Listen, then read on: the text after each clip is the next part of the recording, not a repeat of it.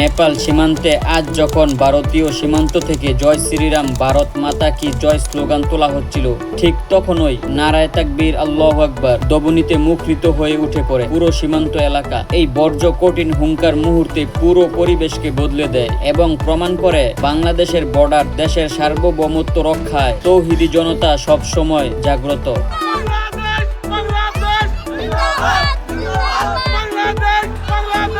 নারায়ে তাকবীর আল্লাহু আকবার এটি কেবল একটি ধর্মীয় স্লোগান নয়, বরং এটি আত্মমর্যাদা, ইমানি শক্তি, সাহসিকতার প্রতীক, ইতিহাস সাক্ষী। এই ধ্বনি সবসময় অন্যায়, জুলুম এবং সন্ত্রাসী আগ্রাসনের বিরুদ্ধে রুখে দাঁড়ানোর শক্তি। নরেন্দ্র মোদীর অনুসারী চরমপন্থী উগ্রবাহিনীর বুকে কাঁপন ধরিয়ে দেওয়ার জন্য একটি আওয়াজই যথেষ্ট। হিন্দুত্ববাদীর জয় শ্রীরাম স্লোগানের বিপরীতে নারায়ে তাকবীর আল্লাহু আকবার এই গর্জন বুঝিয়ে দিয়েছে, ইমানি শক্তির চেয়ে বড় শক্তিশালী আওয়াজ আর হতে পারে না। বাংলাদেশ সীমান্তে কোনো প্রকার আগ্রাসন বা উস্কানি সহ্য করা হবে না। আজকের এই প্রতিবাদী স্লোগান তা স্পষ্ট ভাষায় জানিয়ে দিয়েছে। নারায়ে তাকবীর আল্লাহু আকবার এই ধ্বনির শক্তির প্রতীক, যা অন্যায় ও সন্ত্রাসের বিরুদ্ধে সবচেয়ে শক্তি। আপনি যদি এই শক্তিশালী ধ্বনি কি ভালোবাসেন এবং এর সাথে একমত হন, তবে কমেন্টে লিখুন নারায়ে তাকবীর আল্লাহু আকবার। এই ভিডিওটি বেশি বেশি শেয়ার করে সবার কাছে পৌঁছে দেন।